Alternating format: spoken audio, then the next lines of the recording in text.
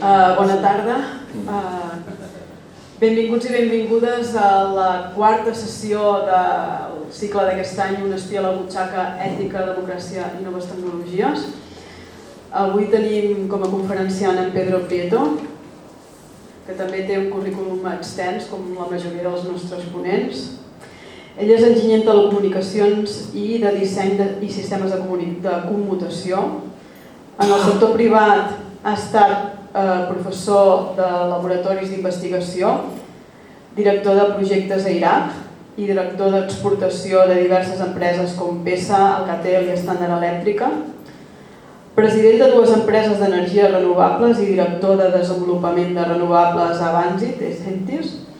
És vicepresident de l'Associació per a l'Estudi dels Recursos Energètics, AEREN, cofundador de la web de referència crisisenergetica.org i membre del Consell de Redacció de la revista 15-15-15. També ha estat membre de The Association for the Study of Peak Oil and Gas, ASPO, i del seu panel internacional. Actualment exerceix com a jubilat i com a agricultor ecològic aficionat. A més, és autor del llibre Spain's Photovoltaic Revolution, The Energy Return on Investment, juntament amb Charles A.S. Hall, publicat el 2013 per l'editorial Springer. Pedro Prieto ens farà una petita introducció parlant de què són les tecnologies de la informació i la comunicació, les TIC, i com han evolucionat al llarg del temps per arribar al seu estat actual i analitzar els límits i les fragilitats d'aquest sistema, que és avui la columna vertebral de la nostra civilització. I també ens parlarà dels riscos que pugui eventualment col·lapsar. Muchas gracias, Pedro, por estar con nosotros. No sé si te vas a sentar, vas a hablar con este micrófono. Yo me aguanto sentado. Vale. El que farem serà la conferència, però després serem al torn de preguntes i respostes. Durant la conferència no es permetran les intervencions del públic, d'acord? Moltes gràcies. Bona tarda y muchas gracias por la seva invitación. Y a partir de ahora ya tengo que hablar en castellano. Muy bien.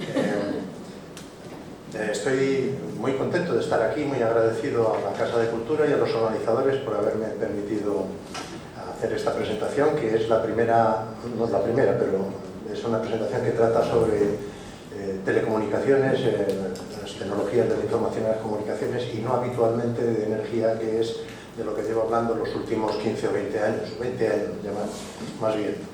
Y estoy muy agradecido y además honrado de tener la presencia por aquí de gente como Antonio Turiel, que es un responsable del Instituto de Ciencias del Mar, del CSIC, un científico del CSIC muy reputado, que sé que hoy ha estado en Madrid y se ha tomado la molestia de venir desde Madrid, llamado por altas personalidades, entre otras la ministra Teresa Rivero, y se ha tomado la molestia de venir aquí a ver la presentación. Y Rafael, que también al que seguramente le podré enseñar poco de lo que voy a mostrar aquí, porque es un especialista también en comunicaciones y en tecnología, y da clases de tecnología. Entonces voy a tratar de no enrollarme demasiado, cosa difícil en mí porque suelo tener tendencia a enrollarme, pero vamos a ver si consigo poner en marcha. Hay una primera parte que no va bien, no va exactamente por la gente que ya muchos de ellos saben cuál es la historia de la evolución prodigiosa de las telecomunicaciones en el último medio siglo, sino que va más bien por la gente que no lo sabe y puede ver algo. Pero si hablo mucho de la historia, posiblemente no pueda hablar de otras causas que subyacen detrás de la evolución prodigiosa de la tecnología. Entonces procuraré pasar primero muy rápidamente por este tipo de presentación sobre la historia, y luego después me centraré en lo último que pone aquí, que son los peligros, los riesgos, los límites, porque todo tiene límites en este mundo y demás, ¿no? Y las fragilidades de unas tecnologías que son prodigiosamente poderosas. A ver si empezamos hablando de comunicación, información y tecnología. Voy a tener que poner la gafa, que ya estoy mayor. Comentando que comunicarse es transmitir información y recibir información de otros. Que nos comunicamos a través de los sentidos, es un acto bidireccional, que no es lo mismo que la radiodifusión, que es lo que hacía Goebbels. Goebbels tenía un foco único y emitía hacia millones de oyentes y tenía un control de la información. Eso no era comunicación, era transmisión de información, sesgada obviamente. Bueno, la tecnología lo que voy a hacer es tenemos 5 sentidos, empezando por el del oído, que son ondas audibles entre una frecuencia de 50 y 20.000 hercios, la vista, que va del ultravioleta al infrarrojo, tenemos el olfato, que ya lo tenemos bastante perdido con respecto a la mayoría de los animales, pero bueno, tenemos unos receptores prodigiosos de unas células. Yo no sé de dónde han sacado las hormigas que pesan una centésima de grano de mi cocina para poder llegar a las migas de pan que se me escapan en el suelo, desde 15 metros que tiene el hormiguero, pero a veces lo consiguen. Eso debe ser el olfato, el tacto y el gusto. El sexto sentido no hablo porque está medio perdido en esta humanidad en la que estamos, ¿no? Bueno, pues estos son los desarrollos que hemos ido haciendo poco a poco para ver que las telecomunicaciones al final son un intento de que todos estos sistemas de comunicación y de sensoriales que tenemos se puedan llevar a distancia, ¿no? Hablando de primero los datos, pues lo primero de todo fue los datos, la transmisión de datos por cable, que era el Morse. Cuando salió el código Morse y se empezaron a transmitir por telégrafo, pues era un sistema que enviaba unos 15 bits por segundo, que son 2 bytes por segundo de información. Pero bueno, eso servía para indicar a grandes distancias que habían asaltado la diligencia y demás, y bueno, pues todo eso fue un gran invento. Luego ya pasamos al gran salto adelante de lo analógico, todo eso era analógico, volver eso lo analógico, y ahí estaba Graham Bell con el teléfono en un principio, y luego ya al final hemos terminado algunos con el álgebra de Boole bastante tocados y tal, pues el álgebra de lo digital, ¿no? Este es el sistema digital que tenemos y que hemos aprendido a manejar, que es el sistema decimal, basado en los 10 dedos que tenemos. Y bueno, pues con un sistema binario lo que hacemos es agrupamos 8 bits, que son unidades básicas de información. El bit es un 0 o un 1, solo existen esas dos posibilidades, pero si agrupamos cadenas de 8 bits podemos tener hasta 256 combinaciones diferentes, y eso nos da, por ejemplo, para identificar las diferentes teclas de un teclado de un ordenador y poder saber que si estamos presionando una tecla o la otra, y todo eso es con carácter binario, ¿no? Entonces, las TICs han venido a revolucionar todo el sistema de comunicaciones que tenemos, y puesto que tenemos sensores que son fundamentalmente analógicos, unos sensores prodigiosos, lo que hemos hecho ha sido una cosa muy complicada, que es convertir todas nuestras señales analógicas en digitales, las transmitimos, porque parece ser que hemos encontrado la forma de hacerlo muy rápidamente en digital, y luego cuando llegan al otro extremo las volvemos a reproducir en analógico. Es decir, yo estoy hablando ahora de forma analógica con mi voz, esto llega a una digitalización y esa digitalización sale en un altavoz, el altavoz vuelve a ser analógico y les llega a ustedes a los oídos, que son analógicos. Bueno, pues ahí tenemos estos adelantos. Luego se fue progresando, a medida que se fueron inventando ya llegó la voz. En el momento primero fue el código Morse, luego la voz por cable. La voz por cable empieza Graham Bell en 1890 y bueno, pues luego después, cuando empiezan a pasar las comunicaciones no ya de uno a uno, sino de uno que quiere hablar con 10 o con 100 o con 1000, pues empiezan las centralitas con operadoras para cambiar los cables cuando el número 1 quería llamar al número 89 o cuando el número 144 quería hablar con el número 3224. Esas eran las operadoras y las grandes centrales de operadoras. Luego eso se empezó a mecanizar, se hicieron centrales mecánicas, centrales analógicas, que ya conmutaban, pues, por ejemplo, 10.000 abonados. Había 10.000 abonados unidos por hilos de cobre en una ciudad, y el abonado 1 podía llamar al abonado 10.000 y luego incluso podía llamar a otra provincia a través de cables interurbanos o interprovinciales e incluso internacionales. Y así terminamos. Y últimamente, pues lo estamos haciendo todo a través de datos de alta velocidad. Hemos abandonado las centrales de conmutación que transmitían básicamente voz, empezamos a transmitir datos. Las últimas 2 centrales ya transmitían datos de arriba a la derecha, y ahora lo que prima fundamentalmente son grandes servidores de datos que son capaces de manejar cantidades increíbles a velocidades increíbles de bits, de ceros y unos, transformándolos en información, sea información de números, numérica, o información de voz, o información incluso de vídeo. Y ahí estamos con 2 grandes competidores como son Cisco y Huawei. Huawei se está comiendo ya definitivamente a los servidores de datos norteamericanos. Y bueno, pues luego al final hemos empezado a transmitir información. Yo, como soy viejo, pues he trabajado con estas cosas que ya están absolutamente obsoletas. Información por cable. Al principio los cables eran coaxiales. Esa foto que veis ahí arriba de una maraña es una foto de Sao Paulo, donde he estado viviendo un tiempo. Pues los cables de comunicación de Sao Paulo son un verdadero caos. Bueno, pues eso, son aéreos, aquí en la mayoría de nuestro país van subterráneos, aunque en algunos casos van por las paredes y tal, pero no llegan a tener ese entramado tan complicadísimo. Y eso es un cable coaxial, por ejemplo, y luego hemos terminado con los cables de fibra óptica que han aumentado muchísimo la capacidad de transmisión. Primero la fibra óptica multimodo, yo empecé trabajando con la fibra óptica multimodo cuando era una especie de ilusión, traduje los primeros documentos en los laboratorios de ITT, enseguida pasamos a los monomodos, al principio necesitaban repetidores y ahora cruzan las señales, cruzan el Atlántico, por ejemplo, sin repetidores, una cosa maravillosa y prodigiosa. Y esas es un mapa pequeño de lo que son todas las redes de comunicación, algunas redes de comunicación que hay, muchas de ellas submarinas y transatlánticas que hay por el mundo, ¿no? Luego, los sistemas de conmutación, bueno, los abonados se han conectado primero por cobre. El cobre ha resistido muy bien, desde las centrales hasta las casas de los abonados, ha resistido, que yo sepa, 40 años. Yo he estado 40 años intentando pasar la fibra y ha sido realmente difícil porque el cobre funcionaba muy bien. Y además tenía una ventaja, es decir, si se te iba la luz en casa, seguías teniendo energía porque la energía llegaba por el par de cobre para que pudieras seguir llamando por teléfono. Cosa que no sucede ahora si pasamos a la fibra. Luego después esto es el invento de la ADSL, por ejemplo, que ya nos permite que los datos lleguen al hogar a una cierta velocidad, después ha ido aumentando esa velocidad con la fibra de forma prodigiosa y ahí tenemos todo el asunto tal. Entonces ahora lo que pasa es que los teléfonos llamados inteligentes y los módems llamados inteligentes que están conectados por fibra óptica, yo creo que me he pasado, voy a darle para atrás, están alimentados por fibra óptica. Si se nos va la electricidad en casa, por supuesto, si se va la electricidad en los servidores centrales o en las centrales donde están los operadores telefónicos y de telecomunicaciones, se nos va todo.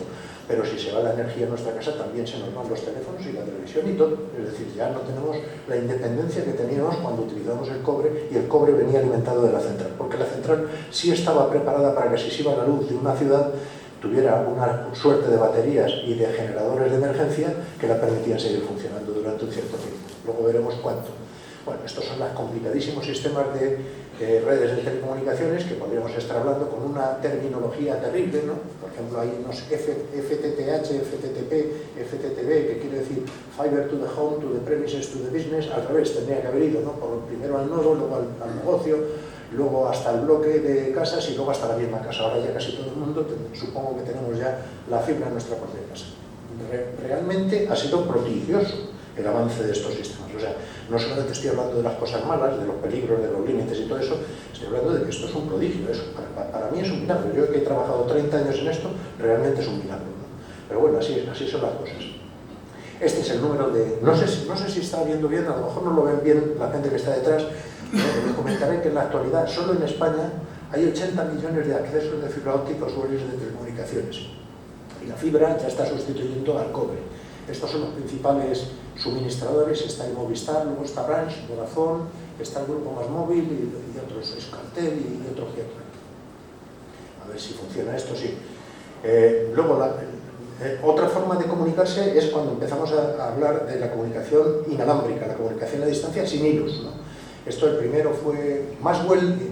Desarrolla un sistema, se da cuenta de que las ondas electromagnéticas se transmiten por el espacio virtualmente a la velocidad de la luz, y Hertz en un momento determinado es capaz de transmitir las ondas de un sitio a otro. Después Marconi consigue perdón, tengo la garganta fatal, consigue transmitir la información a distancia por medios inalámbricos, por el aire. Al principio eran muy modestas las distancias, ¿no? Pero al final consigue hacer distancias intercontinentales de voz entre un punto y otro, entre 2.490 3.400 kilómetros, ya son distancias transoceánicas e intercontinentales, ¿no? Esto transmitía en frecuencias muy bajas, que tenían pérdidas y tenían muchos problemas de distorsión y de ruidos y demás, pero bueno, ahí estaban, ¿no? Es el espectro de frecuencias que llegan pues, desde las frecuencias más bajas hasta las frecuencias más altas.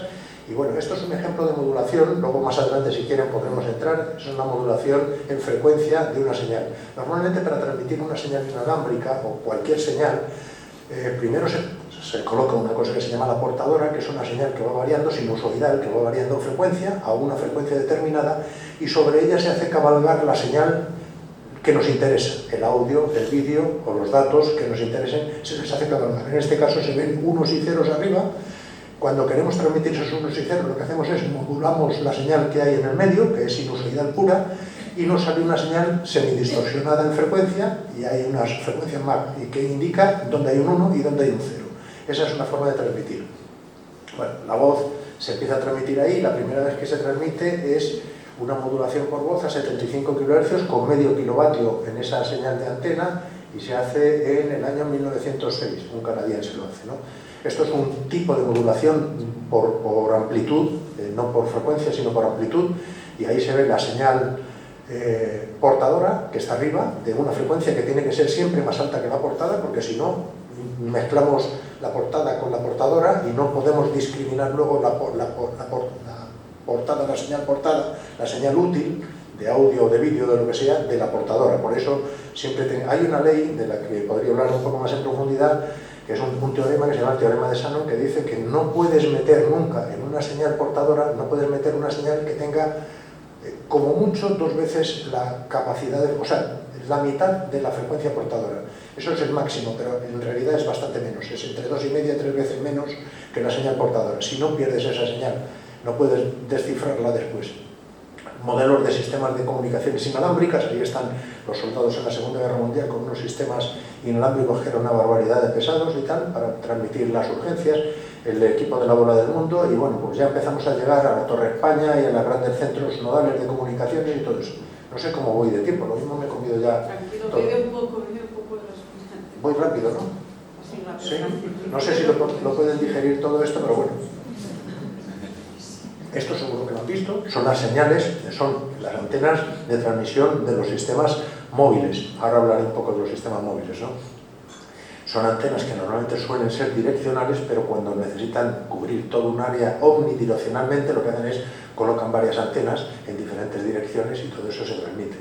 Las veréis en los tejados de algunas viviendas y a muchos vecinos, a mí me ha pasado, ¿no? En concreto en Sao Paulo, yo tenía una antena de estas encima y muchos vecinos protestaban porque decían que les estaban radiando, cosa que es cierta hasta cierto punto. Eso es un lóbulo de radiación habitual. El lóbulo de radiación lo que quiere decir es que cuando colocas una antena en el tejado, al que realmente le estás fastidiando es el vecino que está enfrente, porque ahí está el lóbulo de radiación, le estás metiendo toda la señal. Hacia abajo radia menos.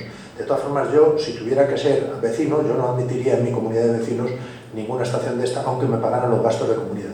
Eso se lo digo, pero no porque sean malas, son radiaciones, vamos, no son buenas. Quiero decir que no son radiaciones ionizantes, son no ionizantes. Y esa es la forma en la que yo me defendía cuando vendía estas cosas dentro de una multinacional. Efectivamente, son no ionizantes y es todavía muy difícil. Hay mucha gente que se queja de que tienen alergias y demás y tal, y es posible que sea cierto, pero evidentemente estamos rodeados de señales de transmisión inalámbrica por todos los lados. Bueno, el número de evolución de estaciones por tecnología es esta, que es prodigioso también. Hay unos 170.000 estaciones base de ese tipo repartidas por todo nuestro país. Es una cosa verdaderamente sorprendente, ¿no? Y ahí están las tecnologías. Abajo está la 2G, 3G, según van subiendo para arriba, está la 4G y la 5G. Voy a intentar comentarles algo sobre las gamas de frecuencia de las tecnologías, porque se habla mucho del 5G como la maravilla, y realmente es una maravilla si funcionase en todos los espectros en los que está teorizada. Es una pena que no se vea con claridad, pero les voy a decir que el 1G trabajaba en una sola banda de frecuencias, que eran los 900 MHz. Cuando llega el 2G amplía la banda de frecuencias para meter más capacidad de transmisión de la información y más datos y más señales de voz, y el 2G trabaja en 900 y en 1800 MHz, que ya son 1800 MHz, es 1,8 GHz, 1800 millones de ciclos por segundo, que es lo que lleva la portadora, ¿no? El 3G es esto, ya sube un poco más a 2100 MHz, el 4G tiene llega hasta los 2500 MHz aproximadamente, y ahora tenemos la maravilla del 5G. La maravilla del 5G tiene trampa, claro, porque la maravilla del 5G lo que están haciendo las grandes multinacionales es vendernos esa de la derecha, no sé si se ve por aquí, a ver si puedo apuntar, esa de la derecha, que son 3,5 GHz, que desde luego es más capacidad de transmisión de información que la de 2,5 del 4G, pero evidentemente está muy lejos del teórico sistema de aquí entre 26 y 28 GHz.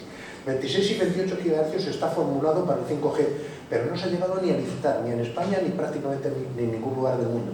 Y no es porque esa frecuencia no funcione y no pueda transmitir, es porque a medida que aumenta la frecuencia de transmisión de una portadora, disminuye la distancia a la que se puede localizar y además disminuye drásticamente la capacidad que tiene de atravesar sólidos. Es decir, Yo ahora mismo puedo recibir llamadas aquí desde mi móvil en 4G, el 5G lo tendría muy difícil. No en el 5G trampa de 3,5 GHz que nos están vendiendo ahora las operadoras de telecomunicaciones, pero sí en el de 26 GHz que tendría que tener prácticamente un repetidor en línea de vista en cada esquina y en cada ventana de cada domicilio. Y por eso es por lo que todavía no se ha desplegado y posiblemente tenga muchas dificultades para desplegarse.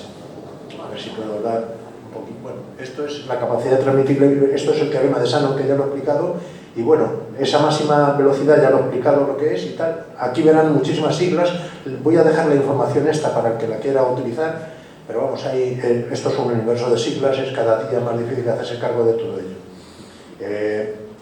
Sí es cierto que lo que sucede con estas son una especie de evolución de la tecnología desde 3G, 4G y 5G.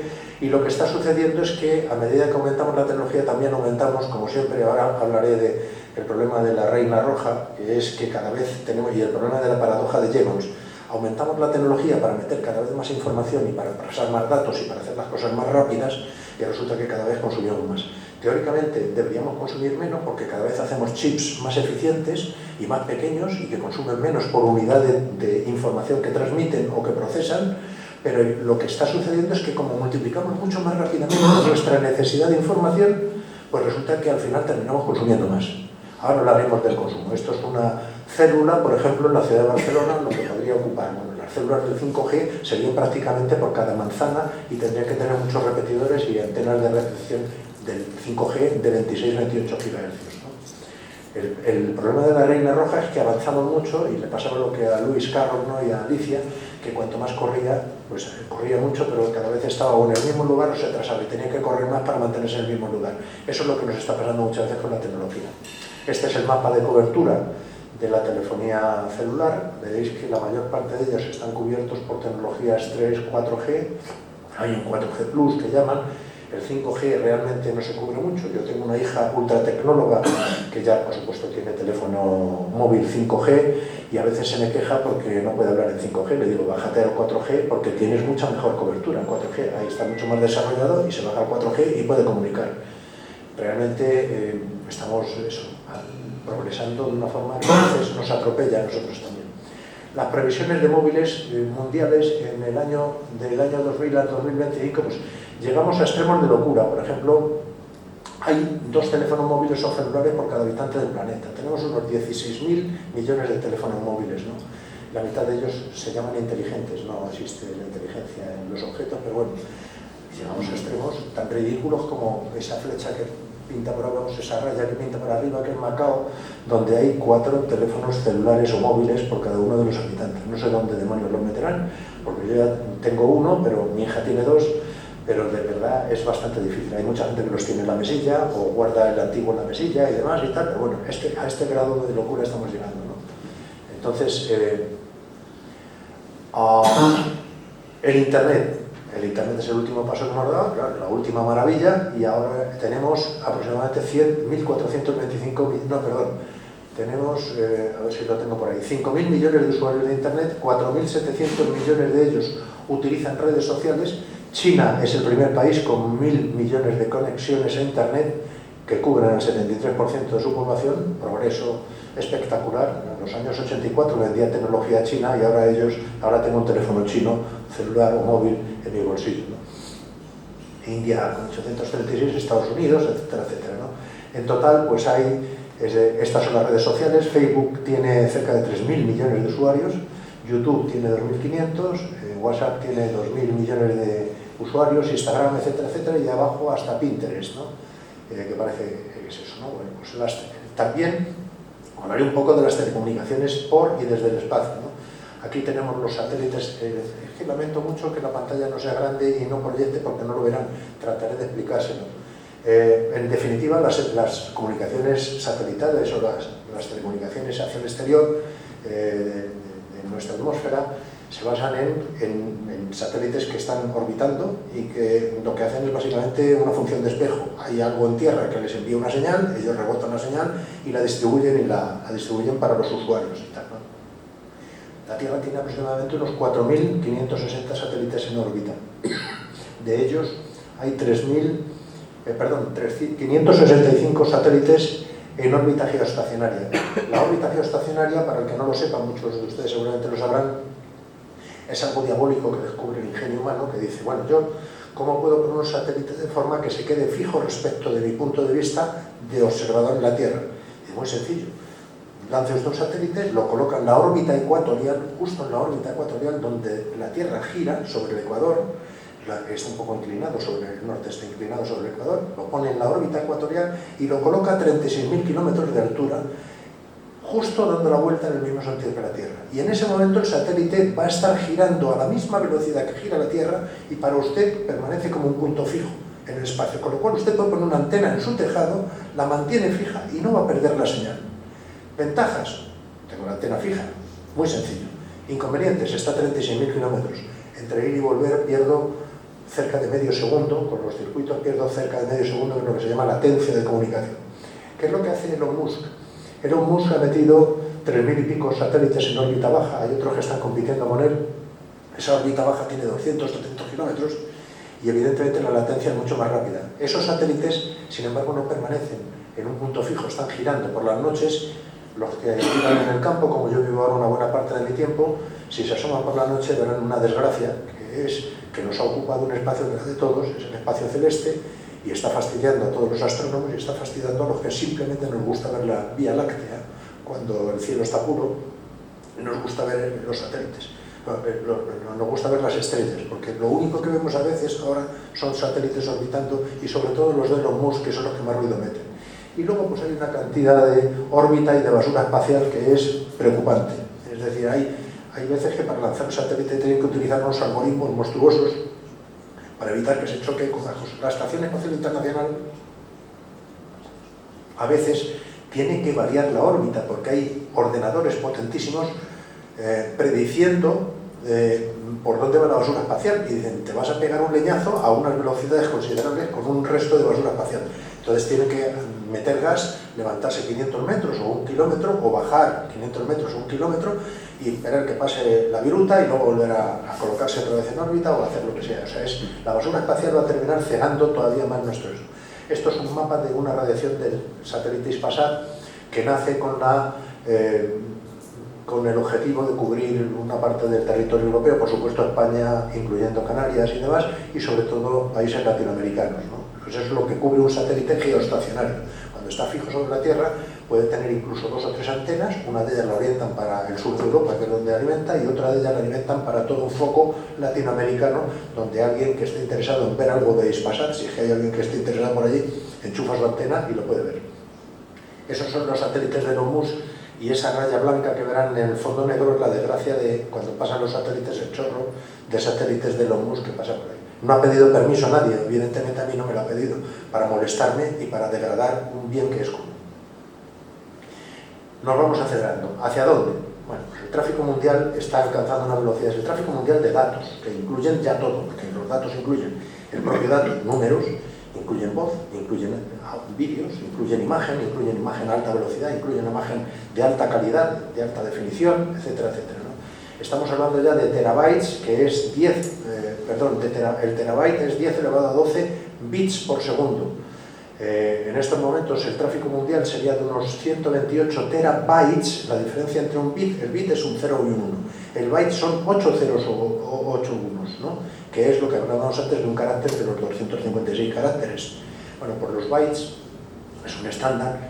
Ahora mismo se están enviando se están traslasando unos 128 terabytes por segundo, que puesto en exabytes, que es 10 elevado a 18, ahí se me ha olvidado elevar el 18, equivale a 1 millón de terabytes por segundo. Es decir, es una brutalidad la información. Y esto está subiendo de una forma desmesurada. ¿Necesitamos realmente tanta información? Ya lo veremos. Bueno, aquí he hablado de todo. Entonces, les he puesto aquí una serie de palabras, por ejemplo, streaming, el cloud computing, el gaming, el blockchain, el machine learning, el GAFAM, para los que no lo sepan, que es el acrónimo de Google, Amazon, Facebook, Meta, Apple y Microsoft, el metaverso, que nadie sabe lo que es, yo tampoco, la inteligencia artificial, que yo tampoco lo sé, la inteligencia artificial nos dicen que va a ser el equivalente al descubrimiento de la rueda, el equivalente al descubrimiento del Internet o el equivalente del descubrimiento de la máquina de vapor. Yo he ido a rezar al templo de la inteligencia artificial y he pedido a la inteligencia artificial que me ayude a variar los almendros que tengo en el huerto, y no he conseguido que me ayuden a variar los almendros, ni he conseguido que me ayuden a pelar las almendras ni a pelar las cáscaras. Mi vecino Cipri tiene una cabra y tampoco ha conseguido, llamando a la inteligencia artificial, que lo ayuden. O sea, la inteligencia artificial está para cosas importantes. Por ejemplo, para hacer los discursos oficiales de presidentes de gobierno como el de ayer, de Pedro Sánchez. Eso lo hacen con facilidad. Ayer, cuando salió a hablar del problema de Gaza, yo creía que iba a hablar del genocidio. No habló del genocidio. Le sacaron la inteligencia artificial y tú lo que tienes que decir es esto. Y dijo eso, que no era hablar del genocidio. Bueno, pues eso la inteligencia lo hace muy bien. Pero pelar castañas no lo hace bien todavía. Entonces, veremos a ver cuándo lo consiguen hacer, ¿no? Está el e-commerce, el comercio electrónico. He ido, me parece, 5G, bueno, ya hemos hablado. Y en Internet de las cosas, que es ahora nuestra pretensión de que las cosas hablen entre sí también, no solamente los seres humanos, sino que el frigorífico le diga al congelador: párate que me estás estropeando. Escalas hacia arriba y hacia abajo. Les voy a poner el pico, por ejemplo, que es 10 elevado a menos 12. El pico, por ejemplo, un átomo de oro, que es un átomo pesado, ¿no?, tiene 1/3 de nanómetro. Para que sea una idea, la célula eucariota, 10 micras, el pelo humano, 0,08 milímetros. Una pastilla que yo necesitaría tiene 1 gramo aproximadamente. Eso es 1 kilo, esto es 1 mega, una furgoneta, esto es 1 giga, que es un barco, un transatlántico, esto es 1 tera, las pirámides, etcétera, etcétera, una serie de cosas, ¿no? Esas son las dimensiones físicas. Pero por otro lado tenemos en electrónica y en comunicaciones, perdón, me va a dar, muchas gracias, me va a dar algo, un aumento de la capacidad de proceso y de la velocidad de proceso y una disminución del consumo unitario por cada uno de los segmentos que conocemos. Empezamos con un transistor en 1950, las radiotransistores, el chip integrado con el que yo he trabajado con una alegría tremenda cuando yo tenía una gran fe en las telecomunicaciones, la sigo teniendo, funciona muy bien.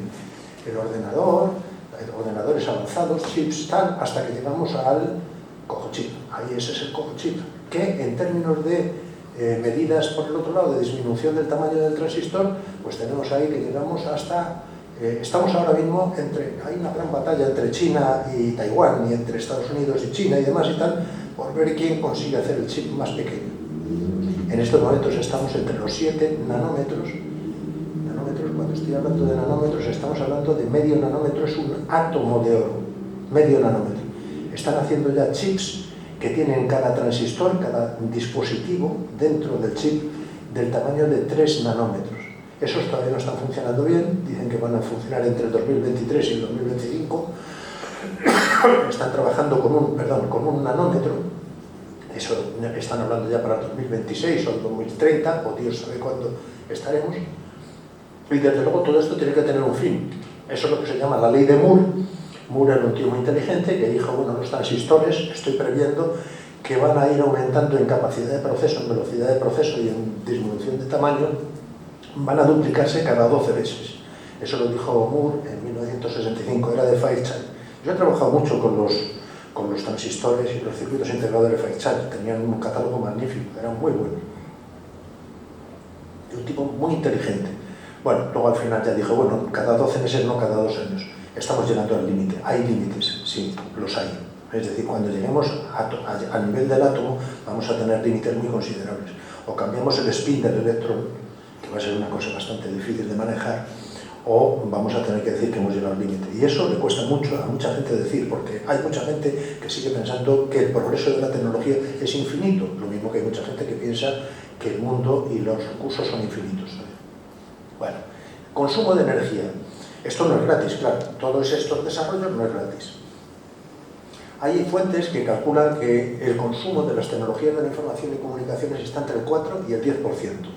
En general, los países más avanzados, obviamente, son los que más consumen, en porcentaje sobre sus propios consumos, que ya son los más elevados respecto del resto de la población. Por ejemplo, si yo miro Mali tiene muy poca gasto en TICs, porque no tiene TICs, porque no tiene red de telecomunicaciones. Hay un 15% de gente que tiene, bueno, eso no se tiene que preocupar. Pero los alemanes, por ejemplo, consumen más cerca del 10 que del 4%.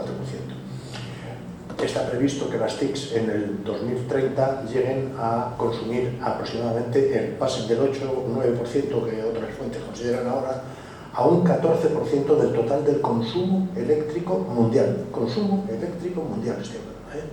Eso significa, está en la comparativa actuales y la actualización por teravatios y tal, pero bueno, de eso hablaré un poco más adelante, pero para que se hagan una idea del consumo de lo que suponemos que es etéreo y que no consume, todas las renovables modernas del mundo de los últimos 30 años, todas ellas, eólica, solar, etcétera, modernas digo, no la hidroeléctrica, están ahora suponiendo, según la Agencia Internacional de la Energía, un 13% de la electricidad mundial, consumen un 13%, ¿no? Y estamos pensando que las TIC, solo las TICs, no esta luz que nos alimenta, ni la de nuestra casa, ni la de la lavadora, las TICs van a ser un 14%.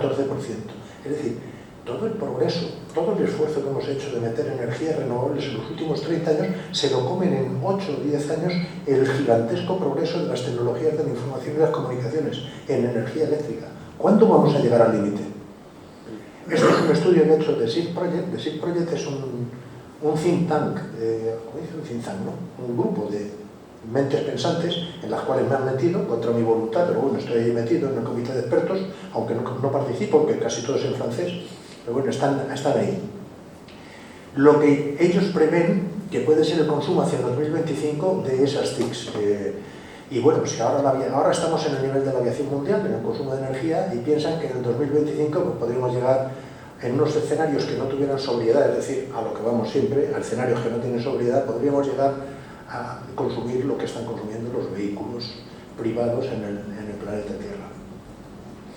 La factura energética de la digitalización, no sé si lo ven, ¿no? Pero bueno, ahí hay cosas que están, por ejemplo, las televisiones, los ordenadores, otros, los móviles, que ya consumen bastante, y por abajo están los terminales, las redes, los centros de datos y su utilización, etcétera, etcétera. Hay una explosión tremenda. ¿Y para qué utilizamos estos datos? Bueno, pues tenemos aquí los datos abajo, lo que está en azul es el vídeo por internet, que son 60, era un 51 y últimamente son 67, el vídeo on demand con protocolos IP, que era un 22 y ha bajado, se ha reducido porque ha aumentado lo otro, la web y datos, que es lo que está en azul oscuro, compartir archivos ahora no aumenta mucho, y los juegos que aumentan, eran 1 y ha pasado un 4%.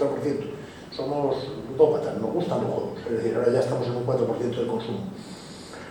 ¿Cómo se reparto el tráfico del vídeo según los usos?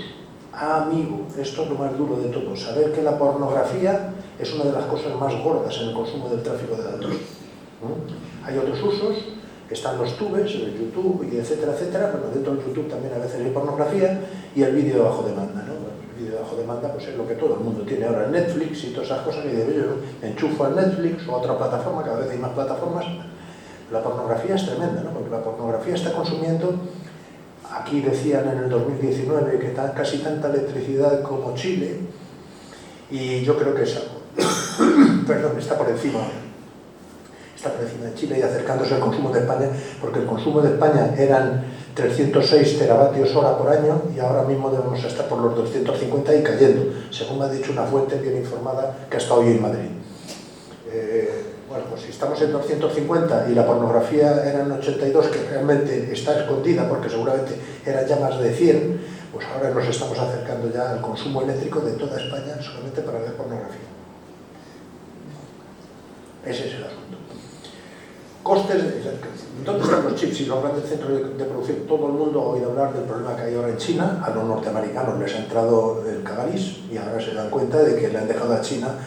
Yo soy en parte responsable de todo eso, porque yo he estado negociando en China joint ventures y he estado negociando transferencias de tecnología cuando China tenía prohibidas las transferencias de tecnología y teníamos que pedir permiso en Francia en un sitio coordinado por norteamericanos, como debe ser, que se llamaba el COCOM, Coordination Committee, para saber qué tecnologías podían ser de doble uso y cuáles no. A mí me prohibieron hacer una joint venture para una centralita digital, porque decían la primera centralita digital para hoteles, porque decían que se podía embarcar, posiblemente con razón, en buques de guerra y transmitir no solamente bots, sino datos. Entonces esa joint venture me fue prohibida. Bueno, pues hoy los chinos están casi a la cabeza, seguidos por Taiwán, pero es que la nueva fábrica que se va a construir en Taiwán, la de los 3 nanómetros, están en los 20.000 millones de dólares. El costo de una fábrica de semiconductores está entre 10 y 20.000 millones de dólares. Pedro Sánchez hace un año aproximadamente dijo: nosotros vamos a salir adelante, aquí vamos a meter una fábrica, no queremos perder esa carrera. Creo que no sabe por dónde anda. Creo que hay mucha gente en su gobierno que sí sabe por dónde anda y posiblemente estaba haciendo tareas de marketing. Pero hacer una fábrica de chips de ese nivel, de los 3 nanómetros o de los 7 nanómetros o de 15 nanómetros, exige no solamente una inversión en una fábrica, exige tener todo un polo de industrias muy avanzadas alrededor que están surtiendo de tecnología y de accesorios a toda esa fábrica para poder salir adelante. Por supuesto, no va a salir nada adelante. Bueno, eso, para construir una fábrica son 5 años mínimo. Hay que tener la voluntad que tienen los chinos, o la voluntad que tuvieron en su día los japoneses, o la que tienen los taiwaneses. Es decir, una voluntad férrea de salir adelante y a largo plazo, una visión a largo plazo, no una voluntad electoralista, que luego veremos lo que significa, de salir adelante para conseguir una investidura y tanto.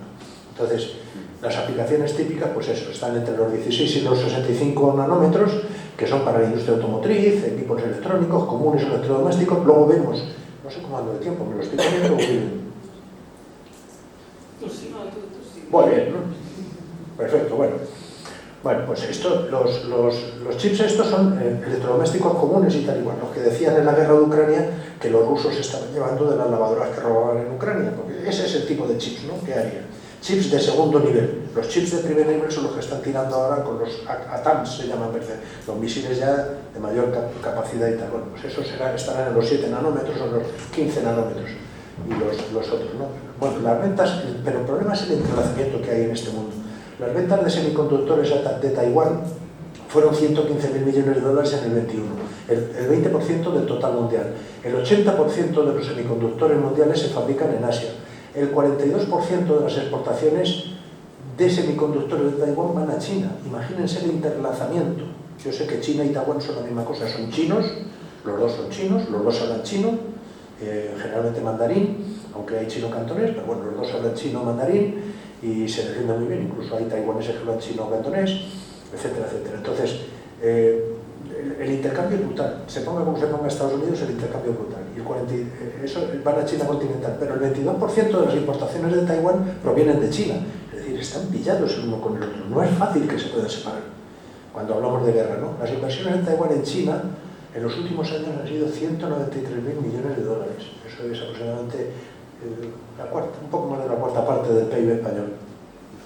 El intercambio comercial entre China y Taiwán, 166.000 millones de dólares. Es decir, hay unos entrelazamientos brutales. No hay nadie que sea independiente en este mundo. Hablamos de independencia aquí en Cataluña, hablamos de independencia en España, somos realmente unos mindundis. Nadie es independiente. Ni siquiera los Estados Unidos están empezando a descubrir que son independientes. Estamos todos entrelazados en una tecnología que nos ha absorbido y nos obliga ahora a tener esas interrelaciones. Estos son los, por ejemplo, les voy a poner un ejemplo, el SCADA, ¿no? ¿Qué es el SCADA? El SCADA se llama Supervisory Control and Data Acquisition. Es un sistema complejo, pero muy popularizado y se utiliza en toda la industria, que sirve para recolectar datos de un punto, enviarlos a otro punto lejano y gobernar ese punto desde un punto de vista lejano, tener señales de alarma, de control, de supervisión y enviarlas, recibirlas y enviarlas. Bueno, pues ese SCADA se automatiza y entonces uno mete una fábrica de este tipo, por ejemplo, una planta de generación de energía, y mete los SCADA. Los SCADA son sistemas de telecomunicaciones que sirven para gobernar esa planta y la pueden gobernar remotamente. Pues haya gente ahí de guardia y haya gente trabajando y tal, pero la pueden gobernar remotamente. ¿Qué pasa? Que todo eso, esa industria, por ejemplo, se utiliza en la industria energética, el petróleo, el gas, las hidroeléctricas, en redes eléctricas, se utiliza en sistemas de gestión de agua, depuradoras, filtros, bombas, sistemas fabriles, bueno, y la metalurgia y demás y tal, ¿no? Pero lo importante es lo primero, es decir, la energía, el petróleo, las refinerías, las redes eléctricas y los sistemas de gestión de agua, o gestionamos las depuradoras o terminamos rebosados de mierda, con perdón, como les está pasando a los gazatíes en este momento, porque no tienen energía y no hay depuradoras ni hay bombas que puedan sacar la mierda que producen, pero bueno, así es una cosa dramática. Entonces, ¿qué es lo que pasa? Que una cosa está vigilando a la otra, pero la otra está alimentando a la una. Es decir, estamos en un problema en el que si falla algo, falla todo en cadena. Estamos entrando en una especie de cadena, de colapso encadenado. ¿Qué es lo que ha pasado? Por ejemplo, esto, bueno, habla de ello también Richard Duncan, esto lo hablamos más en energía que en otras cosas, que habla de la teoría de la garganta de Olduvai, que estamos creciendo en energía, crecemos mucho, pero va a haber un momento en que cuando no podamos crecer en energía vamos a caer. ¿Y cuándo notaremos que vamos a caer? Dice, cuando empezamos a tener cortes de luz, que es el primer síntoma de que una sociedad empieza a desfallecer por el lado de la alta tecnología, cuando ya empieza a haber cortes intermitentes y luego ya cortes no tan intermitentes. Bueno, pues esto pensamos que no nos va a pasar a nosotros. ¿Cómo no va a pasar a nosotros? Somos un país desarrollado, somos europeos, no nos puede pasar a nosotros. Bueno, no nos puede pasar a nosotros. Estos son los que alguien que se llama, a ver, lo tenía por ahí, no es Wikipedia, es alguien que hay por ahí, que los ha denominado estados fallidos. Bueno, pues tenemos ya 20 estados fallidos en el mundo. ¿Qué se considera estado fallido? Pues los que tienen la electrificación por el S, el acceso al agua por hecho una porquería y la alfabetización muy pobre, pero sobre todo electrificación y acceso al agua en algunos casos está dramáticamente bajo. Ya hay 20 y tantos países en el mundo que ya han entrado en colapso. Lo que pasa es que no lo queremos ver. ¿Y grandes apagones? Eso no nos puede pagar a nosotros, no. Le puede pasar a Venezuela, claro, Venezuela, pobrecillos, son marxistas, ¿qué le va a pasar?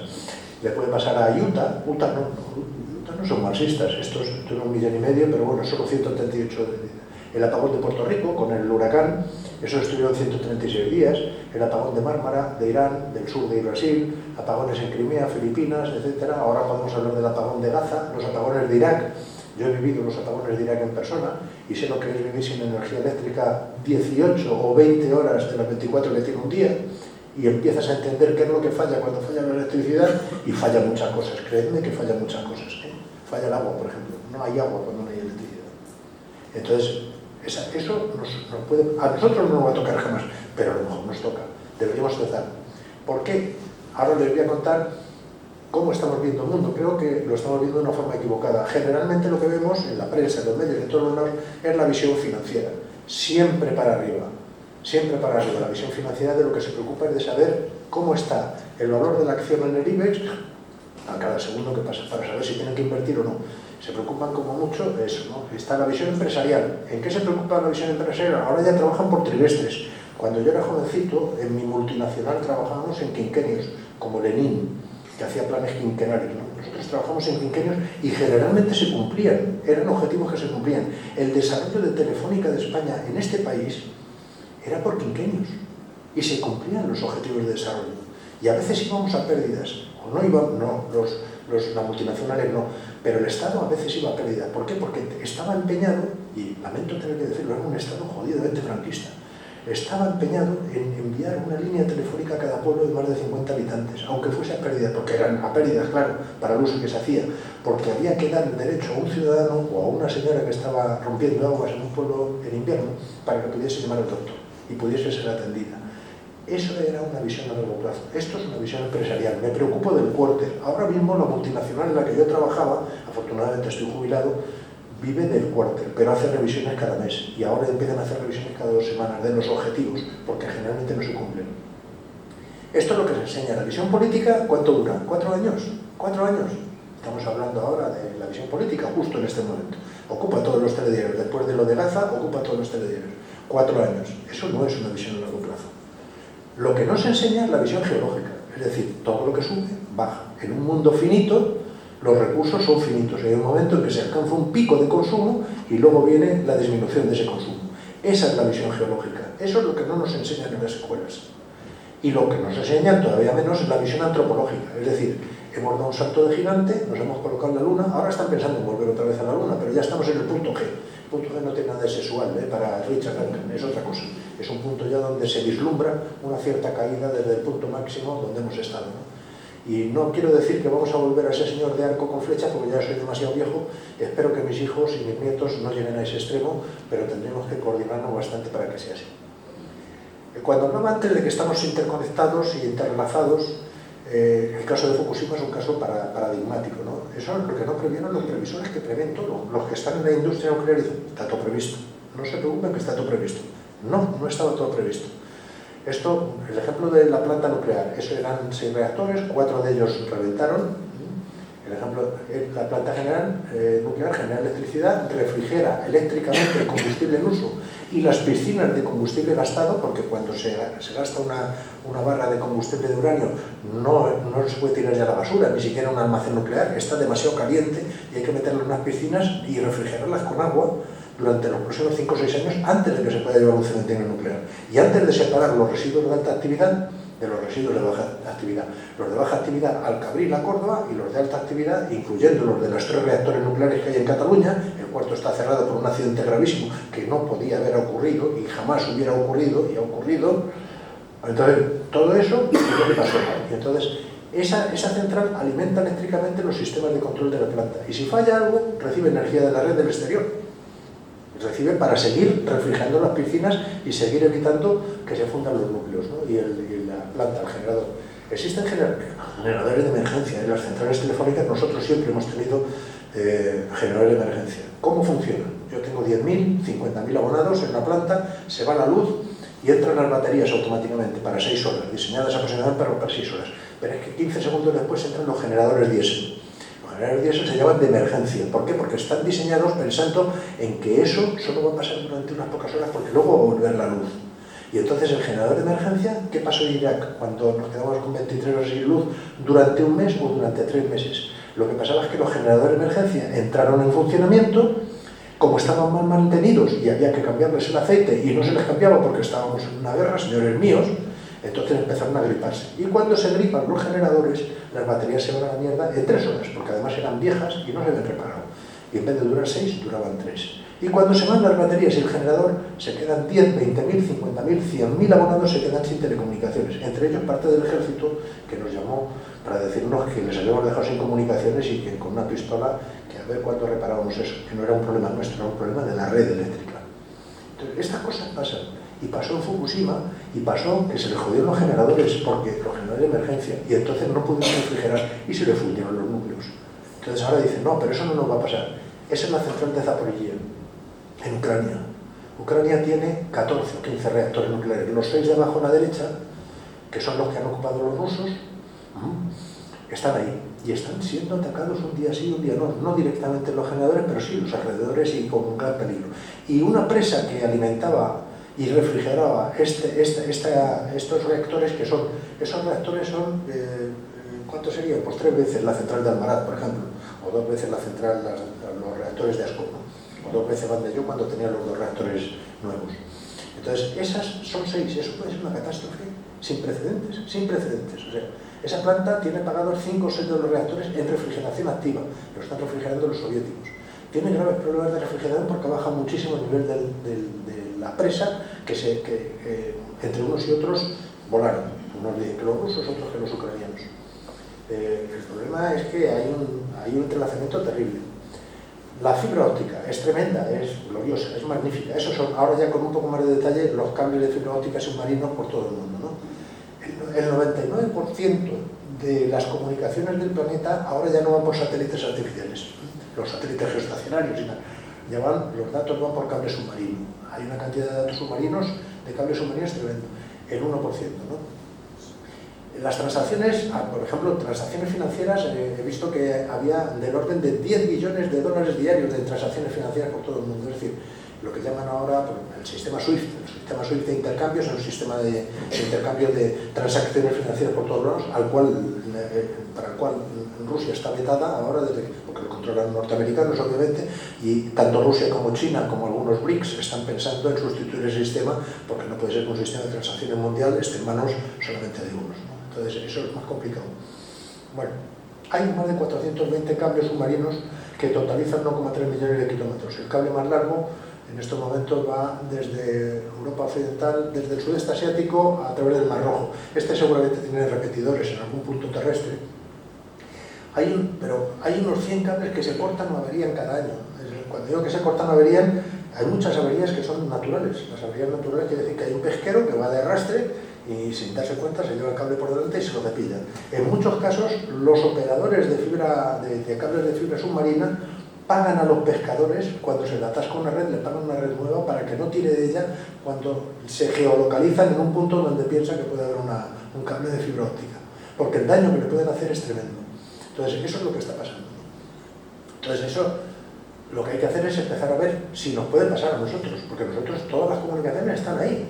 ¿Recordamos el Nord Stream? Bueno, pues aparte del Nord Stream, ahora hay un cable, hay otro gasoducto entre Finlandia y Suecia, no, Finlandia y Finlandia y Estonia. Entre Finlandia y Estonia hay un gasoducto que ha desaparecido. Hoy he leído que ha sido de forma intencionada. Junto con ese cable, junto con ese gasoducto, había un cable de comunicaciones que también ha sido dañado, y ayer apareció que otro cable de comunicaciones había sido dañado entre Suecia y Estonia también. Es decir, empezamos a tener problemas. Y ahora ya, claro, después de la mala conciencia que se le ha quedado al que haya sido que ha reventado Nord Stream, ahora empiezan a preocuparse, porque claro, estos son cuellos de botella, son bottlenecks, cuellos de botella terribles, ¿no? Ahora ya estoy acabando, yo creo que ya estoy acabando. Les voy a hablar de la encriptación, la decodificación y las interferencias, el juego del gato y el ratón. Esto es la máquina Enigma que descubrió Turing con otro polaco que se llama Reyes. Este es la radio pirenaica, que utilizamos aquí en España algunos, bueno, utilizaba mi padre, yo no, pero se utilizaba algunos, y que lo que hacía Franco era interferirla en onda corta, ¿no? Radio España Independiente. Bueno, pues eso, había una emisión de radio y luego había una voluntad de interferir, ¿no? Y de dañar, ¿no? Esto es una forma de encriptar. ¿Cómo no me van a dañar? Voy a encriptar. ¿Cómo no me van a vigilar? Voy a encriptar. La mayor encriptación que había en los cables telefónicos y que ha utilizado mi empresa multinacional para que no supieran nuestros grandísimos secretos, y a mí me ha parecido todo siempre esto un poco ridículo, era una encriptación a 128-256 bits. Bueno, pues me parece un poco ridículo, ¿no? Ahora, cuando tenemos WhatsApp, decimos que podemos estar tranquilos porque el WhatsApp está cifrado de extremo a extremo. Y esto es para partirse del eje, claro, porque es que esté cifrado de extremo a extremo, una cosa que yo digo a mi cuñada, ¿vas a venir mañana al cumpleaños? No, pues es la cosa, pues eso. Otra cosa, la Ley de Protección de Datos, Ley Orgánica LOPD, Ley Orgánica de Protección, el mayor engaño de la historia de nuestra civilización. ¿Por qué? Porque no protegen nuestros datos, exprimen nuestra vida. Es decir, averiguan nuestra edad, sexo, domicilio, estatus, ingresos, cuentas, aficiones, salud, movimientos. El Google Map Timeline es impresionante, impresionante. Detecta cada movimiento mío. La orientación política, lo saben perfectamente. Saben si abro el ABC, que es conservador, o saben si abro el Hispan Times, que es un diario iraní en español. Lo saben perfectamente, para saber cuál es la opinión de los iraníes. Lo saben perfectamente. ¿Cómo han conseguido cebarnos? Y encima decir que lo están haciendo legalmente, poniendo rechazar datos, o rechazar cookies, o aceptar cookies. Entonces yo, como estoy ya cebado, como un gorrino antes de San Martín, estoy cebado y tengo muchos nervios, le doy rápidamente al verde, que es aceptar cookies, para leer la información. Ya me han pillado. Estoy pillado. Todos estamos pillados. No hay nadie que se escape. Todos estamos pillados. Esta es la encriptación en sistemas cuánticos. Yo ya ni me molesto saber lo que es la encriptación en sistemas cuánticos. Pues claro, lo del sistema cuántico es una cosa que esto ya sí que va a ser... Pero bueno, pero si es que a alguien se le ve el cerebro, si tú sabes, ¿para qué hace falta que le encripten las cosas? Ni siquiera de forma cuántica. Es que no hace falta, si sabes lo que va a hacer. Dice, va a ir a Israel a ponerse de rodillas a decirle a Netanyahu que lo está haciendo muy bien. Estos son los drones. Hay una policía que va a perturbar los drones para quitarles la posibilidad de... Y esto es un vídeo del acercamiento de un dron a un vehículo militar, no sé si ruso o ucraniano, y que se intenta interferir también para que no destrocen y tal. Esto es una cosa muy graciosa que he visto el otro día en el Confidencial, que cuando la cumbre de Granada, resulta que como vinieron tantos líderes de tantos lugares del mundo y tenían que encriptar y tenían que perturbar la radiofrecuencia de todos los sitios para evitar bombas, resulta que habían metido un ruido blanco tan grande que ni siquiera la gente que andaba por las cercanías podía abrir el coche con el telemando. Y ahora hay muchos coches que no tienen llave mecánica, o tienes el telemando no abres. Y entonces eso les pasó. O sea, esto es una cosa, son cosas de locos, ¿no? Esto es una cosa que yo no sé si da tiempo, les contaré algo de un proyecto que a mí me hizo mucha ilusión, que se llama la televisión anti-Martí. No la televisión Martí, la televisión anti-Martí. Es un proyecto que vendí en Cuba en el año 86, me parece que es. Y era para contrarrestar, no para contrarrestar, era para crear un canal de televisión en Cuba, en el norte de la isla, que diera cobertura en una frecuencia de VHF. Los pobrecillos de los cubanos solo tenían VHF, aquellas antenas gigantes, no sé si se acordarán, que solo había 8 o 12 canales, los mayores se acordarán de ello, ¿no? 8 del canal del 2 al 14 me parece que iban y tal, pero había 8 canales y tal. Entonces la inteligencia cubana sabía por dónde iban a emitir los de la CIA, desde Key West, en los Cayos de Florida, iban a emitir la televisión Martí anticubana al norte de la isla, y a mi empresa, que era entonces del Instituto Nacional de Estadística, le encargaron un sistema de televisión legal para transmitir un canal de televisión cubano en Cuba. La Unión Internacional de Telecomunicaciones tiene por norma que ningún país puede interferir, ni en radio ni en televisión, puede interferir a otro si no es con permiso suyo. Nosotros tenemos televisión, vemos televisión española en Marruecos, Túnez ve la televisión RAI, la RAI italiana, porque hay permiso. Y nosotros escuchamos onda media de Marruecos en Andalucía y a veces hasta Madrid, porque hay un permiso. O sea, hay frecuencias que se otorga el permiso para que eso radie en esa dirección. Bueno, pues los cubanos no dieron el permiso en la Unión Internacional de Telecomunicaciones y a pesar de todo los norteamericanos mandaron un canal, ¿no?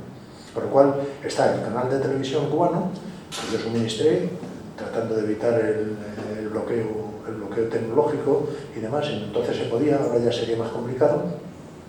Y luego los cubanos han tenido que interferir, Televisión Martí, porque no han respetado las normas de la Unión Internacional de Telecomunicaciones. Bueno, esto yo creo que me estoy pasando. Les voy a poner un poco en situación un golpe nuclear. Yo no sé si estamos muy lejos o cerca de un golpe nuclear.